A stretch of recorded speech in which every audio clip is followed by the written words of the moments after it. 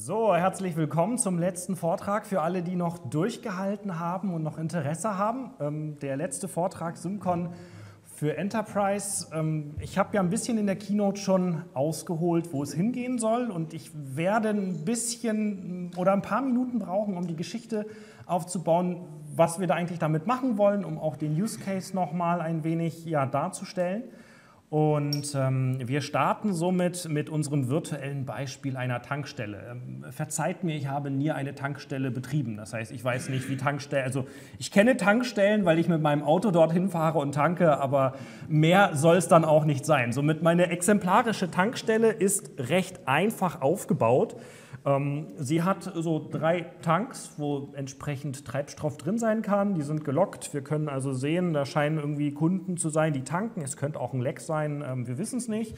Das soll auch nicht so wichtig sein fürs Erste. Und wir können tanken. Tanken funktioniert richtig cool. Das ist so ein bisschen eher so wie in Amerika. Man gibt an, wie viel Liter man tanken möchte, und dann zieht man die Kreditkarte durch und am Ende sagt man, ich möchte tanken, und dann macht das System das einfach. Und am anderen Ende wird einfach ein bisschen was am Tank abgezogen. So einfach ist es. Achso, nachfüllen, ja. Nachfüllen kann man auch. Das ist total einfach bei uns in der Tankstelle. Es gibt da nämlich dieses Skript, da kann man das ausführen und dann werden alle Tanks wieder aufgefüllt magisch. Ist richtig gut, genau so, glaube ich, funktioniert das. Somit, ihr seht, das Beispiel ist recht simpel. Und der nächste Punkt, den ich also in dem Sinne damit zeigen möchte, ist, das ist jetzt eine Symbox, auf der läuft jetzt das Ganze, und was wir uns vorstellen wollen, damit das nachher mit dem Beispiel besser ist, dass wir ein großes System haben, wo wir mehrere Tankstellen gleichzeitig uns im Prinzip anschauen wollen und die natürlich ins System reinziehen, dass wir wenigstens 2 haben. Also mit einer wäre es, glaube ich, langweilig. Somit, ich habe mir gedacht, gut, eine zweite sollten wir schon kaufen. Also wir haben keine Kosten und Mühen gescheut, haben noch eine zweite Tankstelle gekauft. Und zwar, Moment, ich muss mal hier ganz kurz mich hier anmelden.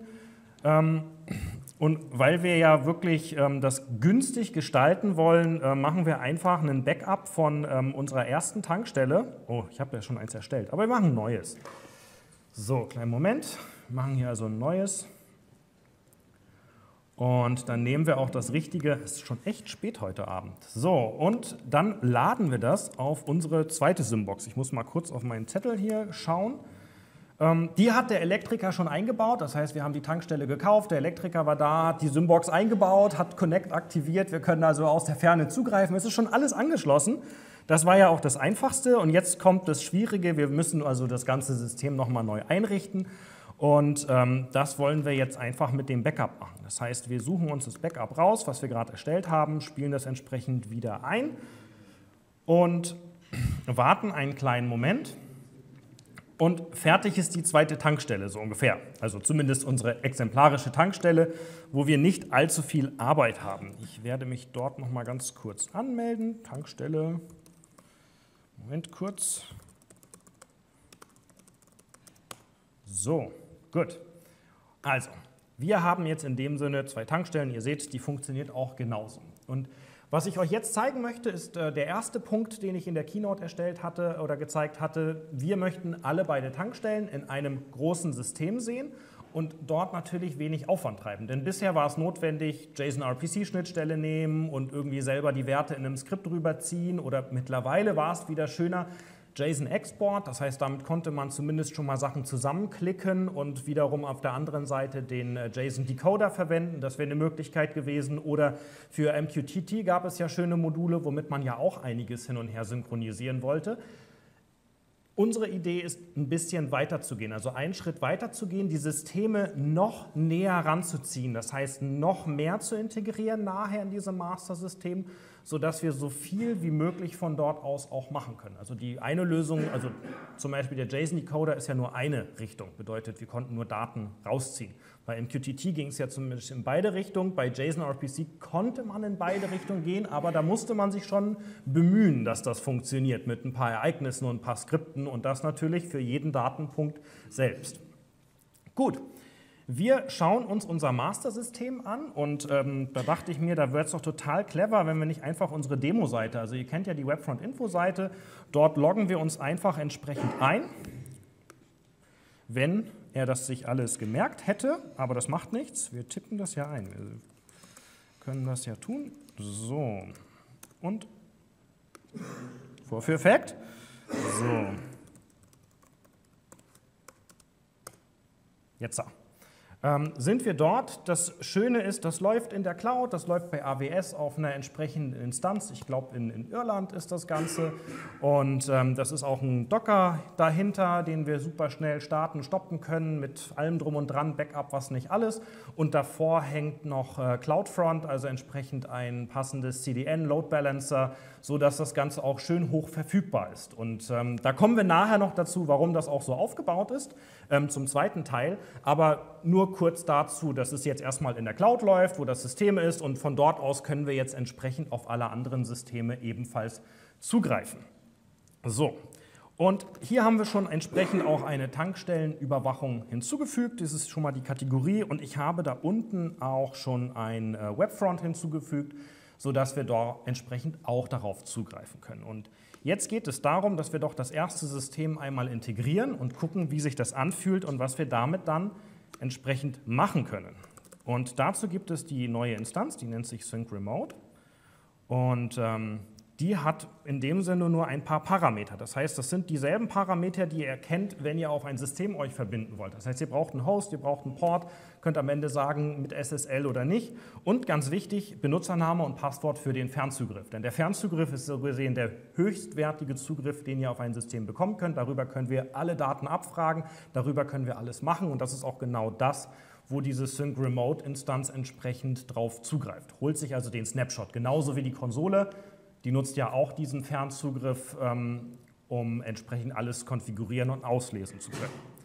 Nun kommen wir erstmal an die Connect-Adresse, und das können wir am einfachsten hierüber machen. Ihr könntet das natürlich auch über den persönlichen Bereich machen. Das heißt, wahrscheinlich habt ihr im persönlichen Bereich eine Lizenz von euch drin oder vielleicht zwei.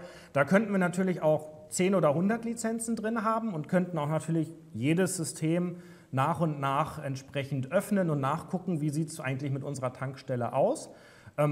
Aber das ist, glaube ich, nachher schöner und einfacher. Somit, zack, wir öffnen uns diese Adresse, damit ich sie mir copy and pasten kann. Und einmal kurz schauen, der Tab ist es. Und dort fügen wir das hinzu. Zack. Natürlich ohne das HTTPS, sondern es soll nur der Host sein. Zack. Sicher soll es auch sein, und dann tippen wir entsprechend hier den Benutzernamen. Das ist die Tankstelle. So.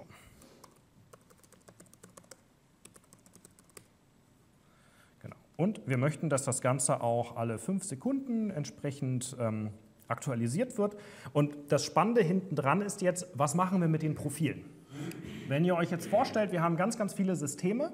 Profile sind aktuell noch in IPSymCon global. Das heißt, ihr könnt nicht sagen, es gibt jetzt nur ein lokales Profil für eine Instanz. Kommt vielleicht irgendwann mal. Aber in dem Moment ist es so, es gibt nur einen globalen Namespace für Profile. Und somit müsst ihr euch an der Stelle entscheiden, was möchtet ihr machen. Weil wir können das für euch nicht vollautomatisch auflösen, sondern ihr müsst an der Stelle ein bisschen mitdenken und sagen, was sollen wir machen? Sollen wir Profile synchronisieren von allen Systemen auf dieses Master-System? Und wenn ja, sollten diese nicht kollidieren, weil wenn ihr euch vorstellt, wir haben ein Profil, das sich irgendwie Temperatur nennt mit einem Spektrum 0 bis 50 und der andere 0 bis 60, dann werden diese zwei Instanzen am Ende sich bekriegen. Jeder möchte nämlich sein Profil so haben, wie er will, und dann synchronisiert erst der erste, dann der zweite, dann wieder der nächste und dann der andere, und dann passiert Kuddelmuddel, beziehungsweise es funktioniert, aber ihr werdet im Message-Log sehen, dass sehr viel synchronisiert wird, ohne dass ihr das eigentlich wollt. Und deswegen müsst ihr euch hier entscheiden, was wollt ihr machen. Wir haben aktuell den Modus, dass wir einfach nur die vorhandenen Profile setzen möchten. Wir könnten aber auch entsprechend Profile einmalig erstellen. Das heißt, der erste gewinnt und alle anderen, wenn der Name gleich ist, müssen den halt mit so übernehmen. Oder man möchte einfach durchgehend aktualisieren. Dann muss man aber, wie gesagt, wissen, dass es passende Profile gibt und nicht dieses Problem entsteht, dass auf 2 Systemen unterschiedliche mit dem gleichen Namen kommen. Jetzt dürften 5 Sekunden vorbei sein und ihr seht, dass wir den Objektbaum, so wie er hier drüben ist, Moment, im ersten Reiter, Wir gucken uns den einmal an. Das heißt, ihr habt ja das Tanklager und ihr habt die 3 Zapfsäulen. Und wenn wir hier rüber gehen, seht ihr, dass genau dasselbe hier ebenfalls zu sehen ist. Und ich habe nichts getan. Also ich habe nur ein paar Parameter eingetan. Der Rest ist so gesehen Magie, die wir im Hintergrund für euch machen. Und wer vielleicht ein bisschen mitgeschaut hat, sieht, dass diese ID hier vom Tanklager, die 37244, eine andere ist. Und die Frage ist jetzt natürlich, warum? Können wir nicht einfach dieselbe ID nehmen? Das wäre doch total einfach.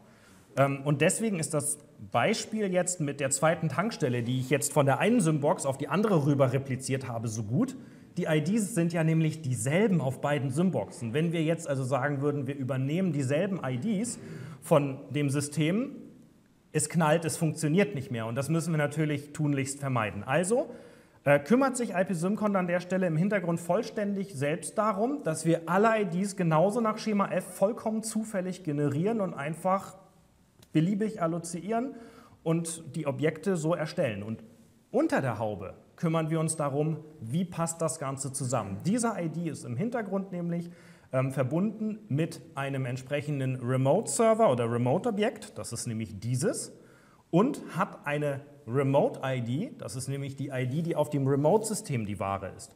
Und das, was wir hier jetzt machen und wovon ihr aber gar nichts seht, ist, wir übersetzen das für euch. Das heißt, wenn ich jetzt hier an der Stelle sage, ich möchte gerne an der Tankstelle alles einmal nachfüllen, dann übersetzen wir in dem Moment diesen Befehl komplett für euch transparent, übersenden den mit der richtigen ID an das Remote-System, das heißt an unsere Tankstelle 1, führen es dort aus. Alle Variablen aktualisieren sich, weil wir haben die Tanks ja alle aufgefüllt magisch und das, was am Ende hier zurückkommt, ist einfach nur die Aktualisierung, die vom Remote-System reinkommt. Das heißt, wir holen den neuen Snapshot, aktualisieren uns, wir haben diese komplette Tabelle.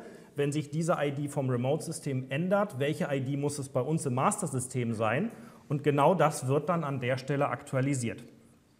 Also, ihr habt schon gesehen, das Skript haben wir ausgeführt, wurde einfach weitergemacht. Wenn wir jetzt an der Variable was verändern wollen würden, es ist genau dasselbe Prinzip. Und das Ganze funktioniert bei uns im System auf der Schicht der JSON-RPC-Schnittstelle. Die ist intern, wird die ja entsprechend vollautomatisch generiert und genau in diesem Webserver, dort, wo die Ausführung des JSON-RPC-Befehls passiert, genau da klemmen wir uns an der Stelle dazwischen und schauen nach, diese Anfrage, die jetzt kommt, für diese ID hier oder für die 40290, ist denn das ein Remote-Objekt? Und wenn ja, dann müssen nicht wir das ausführen, sondern dann wird das einfach passend über die Sync-Remote-Instanz hier weitergeleitet an die Symbox 1 an der Stelle und wird genau dort dann entsprechend ausgeführt. Das System hier macht mit diesem Skript nämlich genau gar nichts. Dieses Skript existiert überhaupt nicht auf diesem Master-System.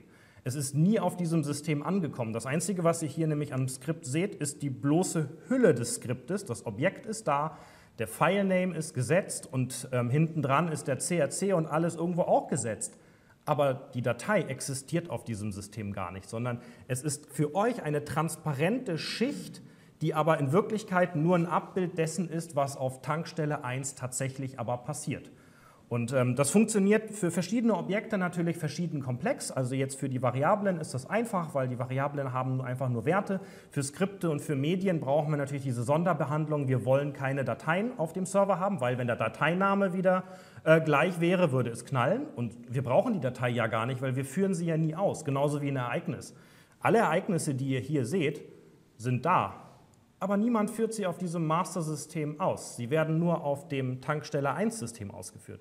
Nichtsdestotrotz, wenn wir uns das Konzept weiterdenken, könnt ihr diese editieren, weil was macht die Konsole? Die Konsole nutzt die JSON-RPC-Schnittstelle, die wir in der Mitte einfach wie so auftrennen und weiterschieben. Bedeutet, ihr klickt ein Ereignis doppelt an, ihr verändert Dinge und wir schicken nur die JSON-RPC-Schnittstelle. Und wo landet die Konfiguration? Na, auf Tankstelle 1 und am Ende kriegt die Konsole über den Rückkanal die Änderungen, die das System 1 gemacht hat und wir denken, im Master-System haben wir ganz viel gearbeitet. Haben wir aber gar nicht, sondern die Konsole hat es eigentlich an Tankstelle 1 gearbeitet und das Ganze an uns wunderschön zurückgeschickt. Genau. Funktioniert selbstverständlich auch mit PHP-Befehlen. Das heißt, wenn ihr auf dem Master-System anfangt, ein PHP-Skript zu schreiben und sagt, ich möchte gerne ein Request-Action auf die 52.497 machen, was passiert dann? In dem Moment, wo wir den Befehl übersetzen, gucken wir, ist das ein Remote-Objekt? Ja, aha, dann schicken wir es doch wieder an Tankstelle 1 und führen es dort aus. Das heißt, genau dasselbe System, welches bei JSON-RPC greift genauso auch für PHP. Und da ist nachher der Clou, wenn wir nämlich jetzt gleich nochmal Tankstelle 2 hinzufügen, können wir nämlich über die verschiedenen Remote-Instanzen und über die verschiedenen Gegenstellen gemeinsam Sachen ausführen. Das heißt, wir können ein Skript schreiben, welches irgendwie immer um Mitternacht alle Tanks in Tankstelle 1, 2, 3, 4, 5 entsprechend auffüllt. Das ist aber gesteuert, was weiß ich, von der Firmenzentrale an der Stelle. Das heißt, nicht irgendjemand von hier aus steuert das, sondern die Firmenzentrale setzt es. Oder wer diktiert die Preise? Wahrscheinlich nicht jede Tankstelle selbst, sondern die ist auch irgendwo zentral, wird das verteilt. Und von dort aus kann man dann sagen, okay, wir setzen entsprechend die Preise für alle Tankstellen von hier aus und verteilen das vollautomatisch. Gut, das dazu. Was möchte ich euch noch zeigen? Wir schauen uns jetzt das ganze System an. Ach, vielleicht wollen wir auch noch mal Tankstelle 2 hinzufügen, dass ihr mir glaubt, dass es funktioniert. Ich nenne das jetzt mal hier Tankstelle 1. Zack. Und wir fügen auch jetzt noch mal ganz kurz die Tankstelle 2 ein. Kleinen Moment, wo haben wir die? Das ist die 147, 173. Da müssen wir auch noch mal. Und genau, zack, einmal kopieren. Und dort wollen wir das nämlich auch noch mal hinzufügen.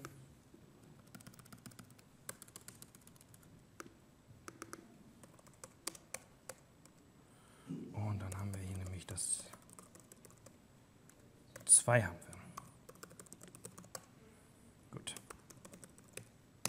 Zack. Und dann schauen wir mal nach. Hoffen, dass sich das alles schön synchronisiert gleich. Tankstelle 2. So schaut es aus. Das ist nämlich die zweite Tankstelle. Vielleicht hätten wir dem mal einen anderen Namen geben können. Wir machen das einfach mal. Kleinen Moment, hier haben wir die Tankstelle 2. Wo ist denn diese Tankstelle? Die ist hier bei uns um die Ecke an der Lohmühle. Wir werden dort dann mal hier der Star-Tankstelle ein bisschen Konkurrenz machen. Ich glaube, eine Avia haben wir auch. Und wo sollten wir das vielleicht noch ändern? Hier unten. Zack. Da machen wir Lohmühle. Wenn wir jetzt also wieder auf unser Master-System zurückschauen, sehen wir, hier steht jetzt auch Lohmühle. Weil was passiert? Wieder alles nach Schema F. Wir haben den Snapshot geholt, wir gucken, wo sind die Unterschiede, was müssen wir aktualisieren. Der Name hat sich geändert und jetzt steht hier entsprechend auch die Lohmühle. Gut.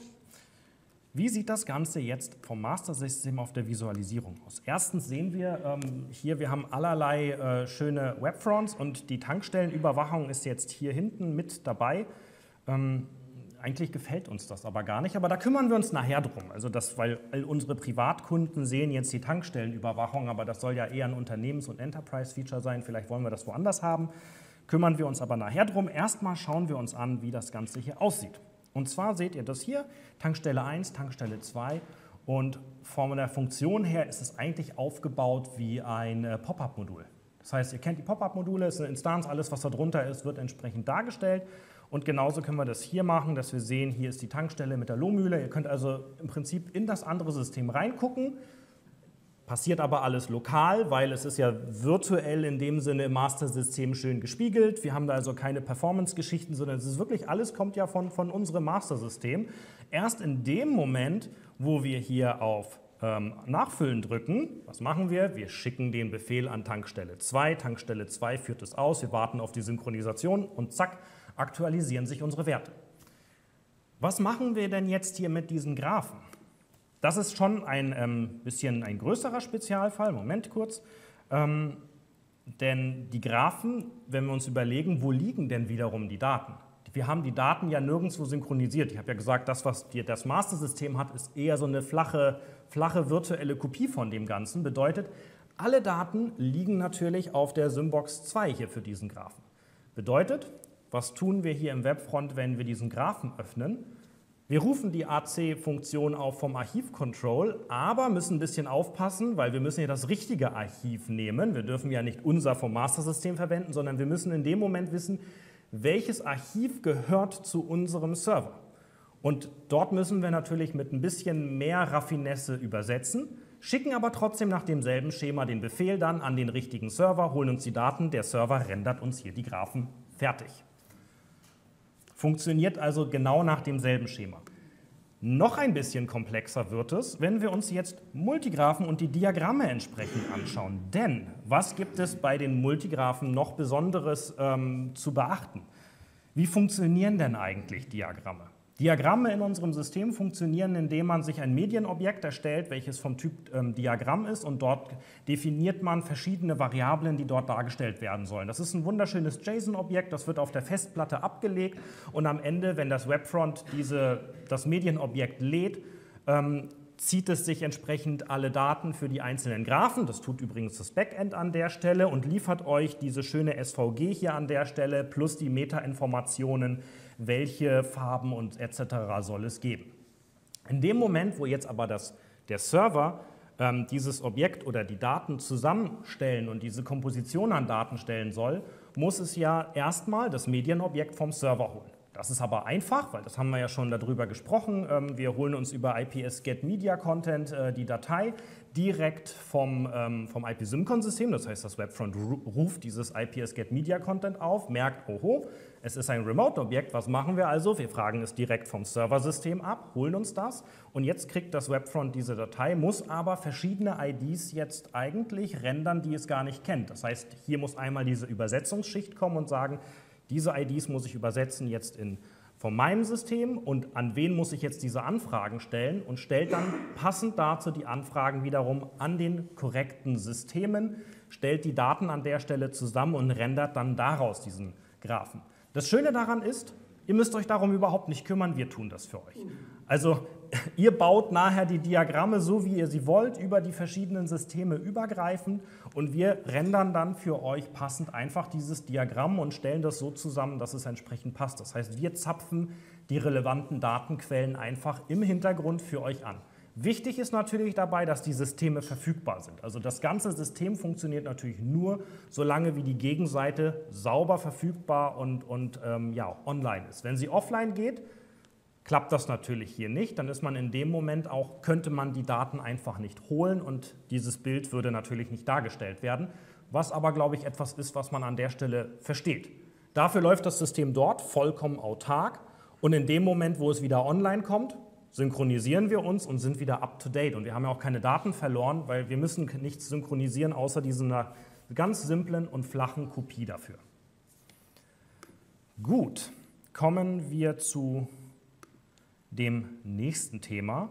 Und zwar ist das, ich überlege gerade, was wollte ich zuerst anzeigen? Genau, was wir mit dem Mirroring machen. Das heißt, wenn wir uns jetzt das anschauen, ist es ja wir ziehen ganz viele Symcon-Systeme zusammen und fügen sie in ein Master-System rein. Die zweite Sache, die ich in der Keynote erzählt hatte, ist, wir machen ein vollständiges Replika von diesem System, das einfach parallel läuft. Und das haben wir selbstverständlich auch offen. Das ist hier mirror.webfront.info und das zeigt genau dasselbe an, weil ich habe das einfach im Hintergrund schon laufen gehabt, und wenn wir dort reingehen und hier können wir uns schon einloggen und alles gut funktioniert, sehen wir, dass diese Instanzen, so wie wir sie konfiguriert haben, genauso einfach da sind. Das heißt, wir kopieren alles, was eigentlich von System A konfiguriert wurde, synchronisieren wir vollständig auf unser System B, welches aber nicht in einem Modus läuft, wo die IDs übersetzt werden müssen, sondern da das ein vollständiges, 100%iges Replika vom System ist, können wir die IDs auch 1:1 übernehmen. Das heißt, ihr werdet sehen, hier sind genau dieselben IDs drin, wie auch auf dem anderen System. Und jetzt, wenn wir kurz nochmal zurückdenken, was ich gemacht habe mit dem Docker-Containern und der Instanz auf AWS und dem Load Balancer, der davor ist, bedeutet, wir könnten diese Instanz, so tut sie in dieser Demo aktuell nicht, aber wir könnten das nicht in Irland laufen lassen, sondern in Frankfurt. Und wenn in Irland das Rechenzentrum abbrennt und AWS ihre Load Balancer vernünftig implementiert hat, dass die zonenübergreifend funktionieren, dann haben wir dort 2 Origins hinterlegt, und wenn Origin 1 tot ist, wechselt der vollautomatisch auf Origin 2 und keiner am Frontend würde irgendwie merken, dass die Webfront-Info-Seite nicht mehr verfügbar ist, weil wir vollkommen transparent auf das zweite Mirroring-System entsprechend gehen würden. Wenn wir den ganzen Aufwand nicht treiben wollen, können wir selbstverständlich, so wie ich es hier mache, unseren Mirror über eine andere URL aufrufen und manuell draufgehen, einfach das zweite System. Diese Replikation hat natürlich so ein paar Edge Cases, wie ich vielleicht schon vorher gesagt hatte. Ihr müsst natürlich aufpassen, dass alle Systeme hinten dran, die am System sind, sollten irgendwo auch redundant ausgelegt sein und Redundanzen bieten, sodass man auch die Schnittstellen hinten dran weiter am Leben erhält. Wenn jetzt nämlich wir uns vorstellen, unser System ist das eine in Irland und dort sind auch alle Gateways platziert und das brennt ab, dann nützt uns das beste Symcon-System am zweiten Standort nichts, wenn diese Gateways nicht da sind. Somit mein Tankstellenbeispiel, weil es sich komplett virtuell in IP-Symcon befindet, ist an der Stelle super einfach. Es läuft vollständig gekapselt nur in IP-Symcon drin. Sobald man aber Schnittstellen hat, wird das Ganze wesentlich interessanter und komplexer. Und da macht es natürlich Sinn, dass, wenn ihr dieses Feature also für euch im Unternehmen nutzen wollt, dass wir dort im Gespräch sind und überlegen, wie kann man das sinnvoll realisieren, wie kann man auch sinnvoll realisieren, dass es irgendwelche Failover-Strategien gibt. Also aktuell ist das Feature so gesetzt, dass beides Master-Systeme sind, also es ist im Prinzip aktiv-aktiv beide Systeme, die laufen vollständig parallel mit allem drum und dran. Wir sind dabei, eine Aktiv-Standby-Konfiguration auch zu implementieren, sodass das zweite System in Standby ist. Alle I.O.s sind in dem Sinne deaktiviert oder sie sind aktiv, aber in Standby. Alle Ereignisse wären dann in Standby. Und in dem Moment, wo die Kommunikation zwischen beiden Systemen fehlschlagen würde, dass dann das zweite System alle I.O.s vollautomatisch aktiviert, wodurch sich alle Sachen verbinden würden und dann das zweite System vollkommen scharf geschaltet wird, von online geht. Weil in vielen Fällen ist es so, man möchte nicht, dass zwei Systeme gleichzeitig Ereignisse zum Beispiel ausführen. Wir haben Kunden, für die wir das insbesondere entwickeln, wo genau diese Aktiv-Aktiv-Konfiguration wichtig ist, wo so gesehen das System, was hinten dran hängt, die Umschaltung macht und dann realisiert, wer von den Systemen ist an der Stelle tatsächlich der Master. Aber viele andere Use Cases geben natürlich vor, dass wir den Failover so machen, dass erst das zweite System online geht, wenn das erste tatsächlich offline gegangen ist. Und dann muss man natürlich gucken, was passiert, wenn das andere System dann wieder online kommt, wie handeln sie untereinander wieder aus, dass der neue der Master ist und dass dann der Switchover passiert, dass das Zweitsystem, was vorher Master war, die Replikation von dem neuen Master sich holt. Das heißt, dass die beiden sich kennen und umschalten können. Und das ist nicht ganz so einfach, deswegen das ist noch nicht fertig, aber nur um vielleicht dort ein bisschen das Gedankenspiel zu machen, wohin die Reise langfristig geht, dass man dort ja mehr in Richtung Hochverfügbarkeit der Systeme geht und auf welcher Basis das Ganze realisiert wird. Gut, das dazu. Kommen wir jetzt zu meinem eigentlichen Problem, was ich irgendwie vorhin hatte. Wir waren ja hier auf der Webfront-Info-Seite, Moment, auf dieser hier, und es hatte mich ja massiv gestört, dass diese Tankstellenüberwachung hier zu sehen ist, weil wir möchten ja eigentlich, dass das die Endkundenseite ist und nicht unbedingt, dass wir hier unser Enterprise-Feature darstellen. Und das ist jetzt so gesehen die Funktion mit den V-Hosts, die ich euch noch mal gerne zum Schluss kurz zeigen möchte. Dort gibt es jetzt ein neues Feld, das nennt sich da unten Virtual Host, welches aktiv ist, wenn entsprechend diese Erweiterung mit auf eurer Lizenz drauf ist. Und ihr könnt jetzt sagen, dass das hier zum Beispiel nur dargestellt wird, wenn wir auf die dev. Moment, da ist ein Komma reingekommen. Wenn die Anfrage von der dev.webfront.info kommt. Und wenn wir jetzt hier entsprechend mal neu laden, werdet ihr sehen, dass es verschwunden ist. Das heißt, die Anfrage kommt nicht mehr von der richtigen Domäne. Wir merken, soll nicht angezeigt werden, also zeigen wir es auch entsprechend nicht an. Und wenn wir jetzt auf die dev.webfront.info gehen, dann seht ihr, jetzt ist es dort angezeigt, dort ist auch jetzt noch ein Wartungszugriff von uns und die Tech-Demo, die soll auf beiden sichtbar sein. Die hat keinerlei Einschränkung, das heißt, die ist auf beiden Domänen verfügbar. Und genau, das heißt, das ist eine nette Funktion, um einfach Zugriffe zu segmentieren, klar zu sagen, wenn das Symcon-System wächst, hat man die Möglichkeit, über entsprechende Subdomains ein bisschen die Zugriffe besser an die Nutzergruppe darzustellen und denen nicht eine Auswahl von Hunderten von Webfronts anzubieten, sondern tatsächlich nur die, die erforderlich sind. So, das ist, glaube ich, alles jetzt in Kürze. Und ja, somit würde ich sagen, Fragen dazu. Dieses Sync-Remote, das erste, ja. Das ist in einer zukünftigen Version enthalten oder ist das so ein zusätzliches? Genau, also alles, was ich hier vorstelle, ist ab Version 6.4 verfügbar, aber es kostet zusätzlich Geld. Es ist wie das Bugnet-Modul gegen extra, gegen im Prinzip sind zusätzliche Erweiterungen, die wir an der Stelle insbesondere an Unternehmen richten und die dazu gekauft werden können. Das heißt, wenn ihr als Privatperson Interesse habt, meldet euch bei uns und wir finden da bestimmt eine gute Lösung, dass auch ihr das nutzen könnt. Am besten auch mal den Use Case beschreiben. Wofür braucht ihr das, dass wir ein Verständnis dafür haben? Also bei mir, ich habe ja meinen Wohnwagen auf dem Grundstück stehen, habe ich natürlich auch einen Syncon, ne, und der steht zwar neben meinem Wohnzimmer, aber ich muss ja immer das andere System wechseln. Da wäre das natürlich dieses Sync Remote total klasse, weil ich das dann in mein Basissystem integriere. Ich merke, ich habe vergessen, die Frage zu wiederholen. Die Frage war mit dem Wohnwagen, das heißt, er hat zwei Systeme, ein Wohnwagen und sein Hauptsystem und es wäre klasse, dann an der Stelle den Wohnwagen mit in das Hauptsystem über genau diese Funktionalität zu integrieren. Aber eine Frage, gibt es auch eine Möglichkeit, nachher nur dieses Mirroring extra zu bekommen? Also ich habe verstanden, normalerweise Bestandteil der Enterprise-Variante, die entsprechend auftragspflichtig ist. Ja. Das richtet sich ja eher an Unternehmen. Das Mirroring könnte man ja auch im Privatbereich sehr gut nutzen, um eine Backup-Lösung schaffen zu können. Genau, also die Frage ist an der Stelle gewesen, ob die Mirroring-Variante ebenfalls eine aufpreispflichtige Lösung ist, weil man sie ja auch im Privatbereich nutzen könnte. Es wird ebenfalls aufpreispflichtig in dem Sinne sein, aber wie gesagt, für Privatleute kommt gerne auf uns zu, gebt uns nochmal Bescheid, wofür ihr das verwenden könnt und wir finden dort bestimmt eine gute Lösung.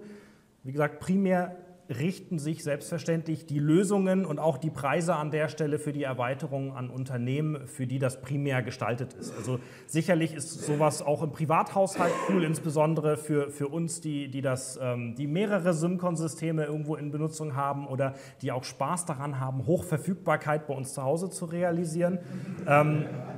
Was machen wir nicht jeden Abend? Das heißt, genau, kommt gern da auf uns zu. Ja, bitte. Kannst du mal die IDENT-Spalte einblenden und zwei gleiche Felder einblenden von Tankstelle 1 und Tankstelle 2? Ja, klar. Was würdest du erwarten? Also, Moment, die Frage war, ob ich die IDENT-Spalte einblenden kann und dann zeigen kann, was Tankstelle 1 und Tankstelle 2 machen. Deswegen frage ich, was würdest du erwarten, was passiert?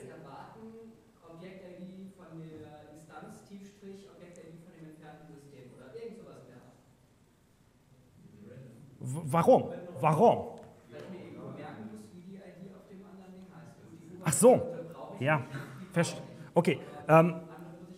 Genau, um kurz zu erklären, genau, die Vermutung ist, dass die IDENTs unterschiedlich sein werden. Nein, die IDENTs sind exakt gleich. Das heißt, ich glaube, du wirst aber keine IDENTs hier sehen, weil das sind alles manuell erstellte Varianten. Aber um sie trotzdem zu beantworten, die IDENTs sind alle exakt gleich. Diese Remote-Geschichte ist ein Layer im Kernel bei uns auf der tiefsten Ebene und der kümmert sich vollständig um dieses Mapping. Das heißt, du siehst auf der Userland-Seite, also hier in der Konsole, überhaupt nichts von dieser Magie. Und das ist das Tolle an dieser Sache, dass wir uns auf unterster Ebene darum kümmern, diese Übersetzung zu machen, auch diese Registrierung zu machen, wie das Ganze funktioniert. Und du als Nutzer des Ganzen und als Konfigurator des Ganzen transparent arbeiten kannst. Du musst dir da überhaupt nicht den Kopf machen, muss ich da jetzt irgendwelche IDENTs verändern, muss ich irgendwie darauf aufpassen, dass das hier nicht miteinander kollidiert. Es gelten exakt dieselben Regeln wie bei allem anderen, kein IDENT auf derselben Ebene, aber das wird nie passieren, weil die Regeln gelten auf dem, so gesehen auf dem Remote-System und wir synchronisieren sie entsprechend nur rüber auf auch das Master-System. So, kleinen Moment. Ich muss auch mal gucken, ob es Fragen aus der Community gibt. Und wir haben eine Frage, ob es auch eine Startkategorie gibt, sodass man nicht das ganze System synchronisieren muss. Aktuell ist die Antwort nein. sicherlich total gut denkbar, dass man eine Startkategorie oder vielleicht auch mehrere setzen kann. Aber aktuell ist es so, dass wir das Komplettsystem synchronisieren. Das macht es einfacher aktuell, um Abhängigkeiten und alles Mögliche, was da hinten dran gehört, herauszufinden und so gesehen auch den Objektbaum darzustellen. Denn wenn man nur ein Teilsystem synchronisiert, können beim Teilsystem natürlich die Abhängigkeiten unterschiedlich sein und nicht ganz so einfach sein wie wir finden heraus, das gehört dazu und genau das muss synchronisiert werden. Aber das ist nicht unmöglich, nur aktuell noch nicht verfügbar. Okay, ich weiß nicht, wer zuerst war. Ja. Werden die I/O-Instanzen dann auch dann kopiert? Aber die sehe ich jetzt ja hier nicht. Ihr seht ja auch nur auf dem Remote-System. Werden die I/O-Instanzen auch kopiert? Sehr gute Frage, sehr schön. Das wollte ich hören. Wir wechseln mal ganz kurz hier auf das System. Ich muss mal ganz kurz schauen. Okay, es sind keine drin, das macht aber nichts. Aber ihr seht hier, wir haben ja Visualisierungsinstanzen. Und aktuell ist es so, dass die Konsole, das heißt, Nils, ich war zu langsam mit diesem Feature und Nils hat noch keine Zeit bekommen und der war zu sehr auch mit der Visu beschäftigt, müssen wir zugeben, um der Konsole noch genügend Informationen zu geben, um das zu verbessern. Ihr seht, alle I/O oder insgesamt alle Instanzen in diesem System, die per Sync Remote reingezogen werden, existieren gar nicht als solche, sondern es sind nur simple Hüllen der Instanz an sich. Und sie sind immer ein sogenanntes Remote-Modul, aber wenn wir sie doppelt anklicken, können wir trotzdem in die komplette Konfiguration dieser Instanz reingucken, weil diese Remote-Module haben trotzdem die kompletten Eigenschaften der Persistenz, die sie ersetzen und die wird entsprechend so emuliert, dass die Konsole genau damit arbeiten kann, dass wenn man doppelklickt und wir jetzt hier Dinge verändern und abspeichern, wohin werden sie geschickt? An das Remote-System und dann werden sie übernommen. Das funktioniert natürlich nicht vollends mit allem. Ihr könnt nicht auf dem Master-System Instanzen erstellen zum Beispiel. Das geht nicht, weil was passiert, wenn ihr hier eine Instanz erstellt? Die kommt nicht vernünftig drüben an, sondern die würde hier im Master-System erstellt werden und dann würde das kaputt gehen. Aber die I/O-Instanzen sollen zukünftig hier unterhalb dieser Instanz einsortiert werden. Das heißt, hier soll genauso wie im normalen Objektbaum die grauen Kategorien auftauchen und genauso vom Remote-System alle I/O-Instanzen, Splitter-Instanzen, alles was dazugehört, sauber darunter einkategorisiert werden, sodass ihr das nicht wie jetzt hier aktuell durch den Baum fliegen habt und gar nicht mehr wisst, wo gehört es dazu, weil das würde uns nämlich hier oder ist uns ja hier passiert mit der Tankstelle, wenn es gleich geheißen hätte, sondern dass ihr da vernünftig drauf zugreifen könnt. Moment, erstmal hier, ja. Zwei Fragen. Erste Frage ist, du hast ja schön dargestellt, die Graphen werden ja immer auf dem Serversystem hergestellt. Ja. Was mache ich eigentlich, wenn ich Tankstelle 1 und 2 vergleichen will in einem Graphen? Welches System stellt denn diesen Graphen her? Genau. Also wenn die Frage ist, was passiert, wenn wir ein Diagramm erstellen wollen, welches Graphen beinhaltet, die von Tankstelle 1 und Tankstelle 2 kommen. Dieses Diagramm würdest du auf dem Master-System erstellen. Das heißt, du erstellst auf dem Master-System ein Diagramm, welches überspannend über die mehreren Systeme sind. Und was dann passiert ist, dieser Graph wird geladen. Das Master-System weiß ja aber, weil intern werden ja die Daten zusammengesammelt, die Datenquellen entsprechend aggregiert, um das SVG zu erstellen. Und dann würde das Master-System dieses SVG entsprechend erstellen mit all den Informationen, die es aber von den Einzelsystemen eingesammelt hat. Und du kriegst dann vom Master-System den Komplettgraphen. Zweite Frage. Ich als Tankstellenbesitzer möchte zwar die Daten zur Verfügung stellen, ja. Aber ich möchte nicht, dass du in meinem System rumfuhrst. Kann ich das sperren, dass du quasi mir meine Konfiguration zerhaust? Die Frage ist, ob man die Konfiguration entsprechend sperren kann, sodass man die Daten zwar sehen kann, aber nicht verändern kann. Die Antwort darauf ist, nein, nicht mit diesem Modul. Dieses Modul hat noch keinerlei Benutzer- und Zugriffsrollen. Das ist etwas, was wir seit langem in Planung haben. Ich hoffe, dass wir uns im nächsten Jahr wiedersehen und ich genau das vorstellen kann. Das heißt, wir sind dort dran, definitiv, und wir haben viele Ideen. Dort kommt noch ein bisschen mehr hinten dran als nur Benutzerrechte und Rollen, sondern wenn wir das machen, wollen wir mehr in das Thema Logging und Insight auch gehen, weil es ist nur ein kleiner Teil davon zu sagen, und jetzt darfst du nichts verändern. Das wäre simpel.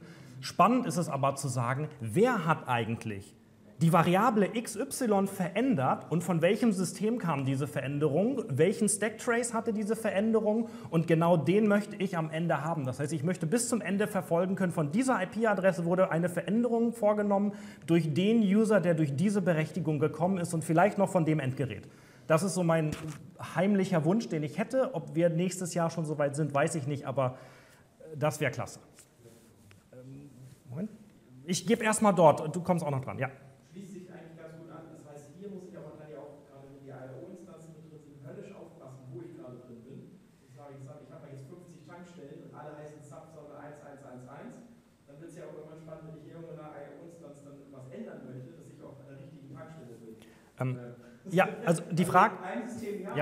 Genau, die Frage ist, man muss sehr aufpassen, welche IO-Instanz man entsprechend anfasst, weil die sich alle einsortieren und alle gleich heißen. Genau, deswegen die Aufgabe für die Konsole, da haben wir noch Hausaufgaben zu tun. Das heißt, die Konsole muss noch einiges an Arbeit, was heißt einiges, ein bisschen was an Arbeit leisten, dass wir genau diese IO-Instanzen nicht unten hier mit drin haben, so wie es jetzt ist, sondern wir wollen ja, dass diese Tankstelle hier mit den Mediadocs, diese hier zum Beispiel, soll ja unterhalb der Tankstelle 1 in einer virtuellen Kategorie, die dann entsprechend Visualisierungsinstanzen heißt, landen. Und dann kommst du nicht mehr durcheinander, weil du dann immer genau weißt, diese Instanz gehört auch zu dieser Sync-Remote-Instanz. Aber wie gesagt, das ist aktuell noch für die Konsole ein offener Task an der Stelle. Und sicherlich gibt es in der Konsole auch noch mehrere Stellen, wo diese Übersetzungsschicht noch greifen muss. Das heißt, ich zeige euch nicht alle Dialoge, weil an einigen Stellen haben wir, wie gesagt, noch Baustellen. Es geht mir vielmehr darum, das Grundprinzip zu verstehen, was passiert eigentlich unter der Haube. Der Rest ist nachher nochmal Oberflächenarbeit, dass sich das Ganze noch richtig cool anfühlt. Moment, erstmal war Christoph dran. Wenn ich auf dem Master-System-Skript erstelle, get Module, get Instance List by Module ID, findet ihr dann die unterhalb der Sync-Remotes auch? Noch einmal. Wenn ich ein Master-System-Skript erstelle. Stopp. Wenn ich im Master-System ein Skript erstelle, erstmal unter, also ganz oben. Ja, okay. Und sage dann get Instance List by Module ID. Ja. Findet ihr die dann in den Sync-Remotes, die unterhalb sind, auch? Nein. Also die Frage ist, wenn wir in einem Skript die get Instance ID by Module ID die Instanzen uns rausholen, ob wir dann auch die Instanzen unterhalb von der Sync-Remote-Instanz finden werden. Die Antwort ist nein. Aktuell nicht, weil der Instanztyp unterhalb der Sync-Remote-Instanzen ist Remote Module.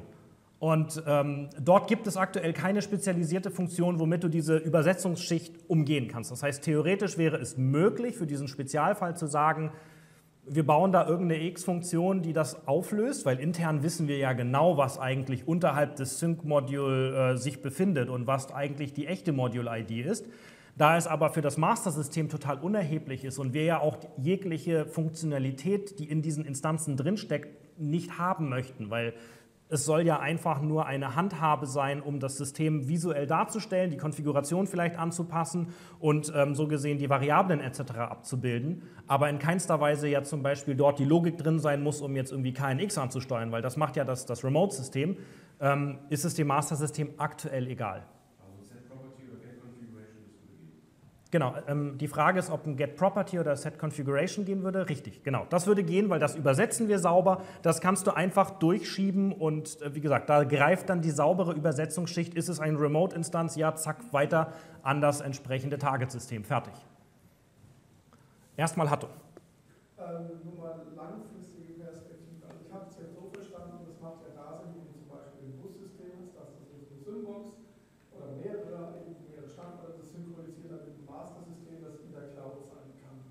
Plant ihr langfristig auch Cloud-zu-Cloud-Verbindungen zu ermöglichen? Also es gibt ja jetzt ganz viele Anbieter, die noch Cloud-Schnittstellen zu ihrem eigenen System anbieten, also dass du praktisch Syncom auch in der Cloud laufen lässt und das dann auch mit mehreren Standorten direkt über die Cloud kommunizieren? Okay. Ich versuche die Frage abzukürzen, ob wir IP-Symcon irgendwie in der Cloud laufen lassen wollen oder auch mehrere Instanzen davon, die miteinander kommunizieren können. Ich glaube, die Antwort darauf ist, das kannst du machen, wie du möchtest.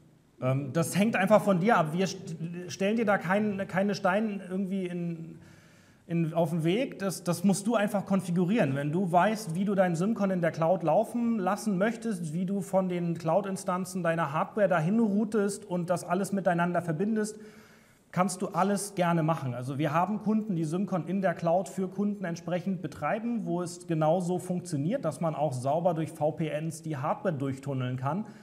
Kannst du problemlos machen. Aber das ist etwas, was du entsprechend machen musst. Wir haben an der Stelle an keinster Weise was zu tun. Es obliegt einfach nur deiner Konfigurationswünschen und Vielfalt, die du da entsprechend machen müsstest. Ralf? Kannst du nur einmal ein Tanklager aufmachen? Ob ich ein Tanklager aufmachen kann? Ja. Du hast das Skript ausgeführt zum Ja. Nachfüllen. Die Ja. Variablen haben sich angepasst, die Ja. Ausführungszeit vom Skript nicht. Ja, weil das remote läuft. Nee, das müsste die Rückmeldung kommen, weil Ja. das remote ausgeführt worden Ja. ist, dann steht aber auch nie. Okay, wir führen also dieses Skript aus und es sollte unsere Tank auffüllen und es sollte dann selbstverständlich bei aktualisiert auch die Zeit stehen. Tut es nicht. Das ist definitiv ein Fehler. Gut entdeckt. Gut entdeckt. Da fehlt irgendwo noch eine Reaktion auf eine Nachricht und wird nicht sauber durchsynchronisiert. Sollte aber. Also Ralf hat vollkommen recht. Auch solche sekundären Informationen sollten vollständig synchronisiert werden. Also wir haben zum Beispiel große Sorgfalt walten lassen, was die Variablen angeht, weil wir könnten ja einfach sagen, naja, wir synchronisieren irgendwas und dann nehmen wir halt den Zeitstempel jetzt. Ich meine, wir aktualisieren die Variable ja jetzt mit dem jetzigen Wert. Hätten wir machen können. Wir machen das nicht. Wir nehmen den Zeitstempel, der uns von dem gegenüberliegenden System geliefert wird und genau den schreiben wir auch in diese Variable mit rein. Und genau dieser Zeitstempel wird auch hinten dran durch die komplette Message Queue im Kernel auf dem Master-System propagiert, damit ihr nicht irgendwelche Werte habt, die wir uns ausgedacht haben, sondern es kommen exakt die Werte, die vom Remote kommen, werden angenommen und entsprechend weitergeleitet. Hier nicht, kümmern wir uns drum. Das wäre ja sowieso wichtig, weil wenn das eine nicht läuft und später wieder hochkommt, brauchst du die alten Zeiten. Also Ja, genau, so ist es. Aber da kümmern wir uns sauber drum, hier nicht. Gilt für den Chart wahrscheinlich genauso, oder? Ich glaube, der wurde tatsächlich nicht aktualisiert so lange. Also den Chart, die Frage war, warum der Chart 27.01. ist. Das ist, glaube ich, vollkommen richtig. Den habe ich damals am 27.01. wahrscheinlich initial erstellt und deswegen hat er auch diesen Zeitstempel. Weil wir ihn ja nicht jetzt erstellt haben auf dem Master-System, sondern wir synchronisieren ja den Erstellungszeitpunkt auf dem Remote-System. Und der war wahrscheinlich der 27.01. und deswegen steht auch genau der Zeitstempel hier. Okay, haben wir noch mehr Fragen? Ich gucke noch mal auf mein Tablet, ob dort noch irgendwas gekommen ist. Da sieht es auch entsprechend leer aus. Alles klar, keine weiteren Fragen. Super. Wenn alle wunschlos glücklich sind, dann bedanke ich mich für eure Zeit. Ich hoffe, es hat euch gefallen. Ich hoffe, es hat euch auch gefallen, auf dem ganzen Event gewesen zu sein. Bedanke mich ganz herzlich und ich hoffe, wir sehen uns spätestens dann nächstes Jahr hier wieder.